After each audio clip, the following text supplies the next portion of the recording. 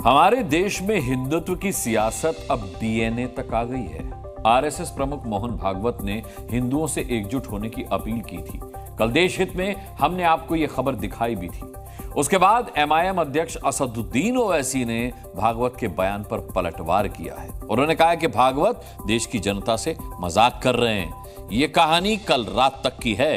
अब आज की कहानी में केंद्रीय मंत्री गिरिराज सिंह की भी एंट्री हो गई है।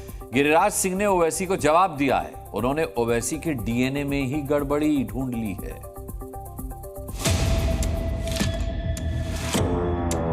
अगर मोहन भागवत नो हिंदुओं को खतरा है। ओवैसी के डीएनए ही भारत के लिए खतरा है। ये एक मजाक मोहन भागवत भारत की 130 करोड़ जनता से कर रहे हैं। क्या हिंदू एक होंगे तो ओवैसी खतरे में पड़ जाएंगे?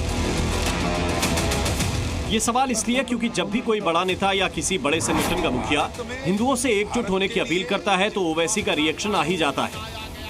और जब ओवैसी का रिएक्शन आता है तो गिरिराज सिंह भी अपना त्रिशूल निकाल ही लेते हैं। कानून में मोहन भागवत आप भी चीन से डरते हैं क्या? चीन से खतरा है मगर मोहन भागवत नो हिंदुओं को खतरा है। अबे चीन कब्जा करके बैठा है, उसकी बात नहीं करेंगे। चीन पूरे भारत के अतराफ के ममालिक में बैठा हुआ है, मोहन भागवत नहीं बोलेंगे। ओवैसी के डीएनए ही भारत के लिए खतरा है। ओवैसी के डीएनए में ही भारत का खतरा है, भारत के लिए खतरा है। क्योंकि मोहन भागवत जी ने जो बात कहा वो 200% सही कहा कि हिंदुओं को अब समय आ गया है एकजुट होने का। क्योंकि ये ओवैसी जैसे जितने लोग हैं वो कोई कहते हैं 800 साल का मेरा रहा है राजपाट, फिर मैं आऊंगा। ओवैसी इस पर क्यों नहीं बोलते? मोहन भागवत का मुद्दा हिंदुत्व था। उन्होंने राजस्थान में एक कार्यक्रम के दौरान कहा था कि अगर सुरक्षित रहना है तो हिंदू समाज को भाषा, जाति, प्रांत के मतभेद और विवादों को मिटाकर एकजुट होना होगा। इस बात में ओवैसी ने चाइना का मिर्च मसाला मिक्स कर दिया और गिरिराज ओवैसी के डीएनए तक पहुंच गए। ये तो सब जानते हैं कि बीजेपी हिंदुत्व की राजनीति करती है और ओवैसी विशुद्ध रूप से मुस्लिम वोट बैंक की सियासत करते हैं।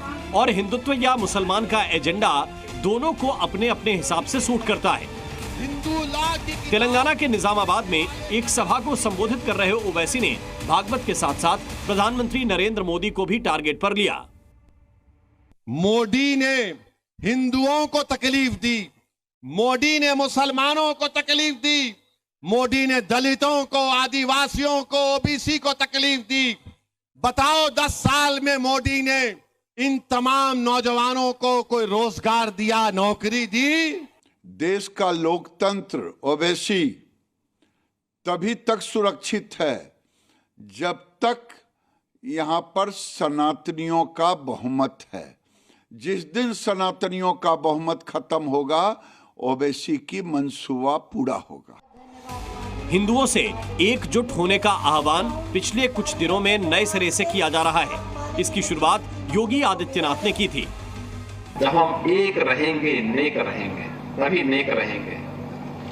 बटेंगे तो कटेंगे। शब्द थोड़े अलग हैं, लेकिन प्रधानमंत्री नरेंद्र मोदी की लाइन भी करीब करीब यही है।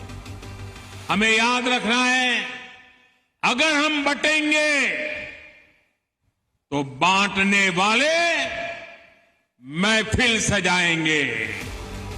फिलहाल तो हिंदू बनाम मुसलमान के मुद्दे पर सियासी महफिल सजी है, इससे आगे का तो पता नहीं।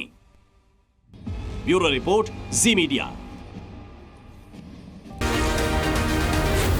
जी न्यूज़।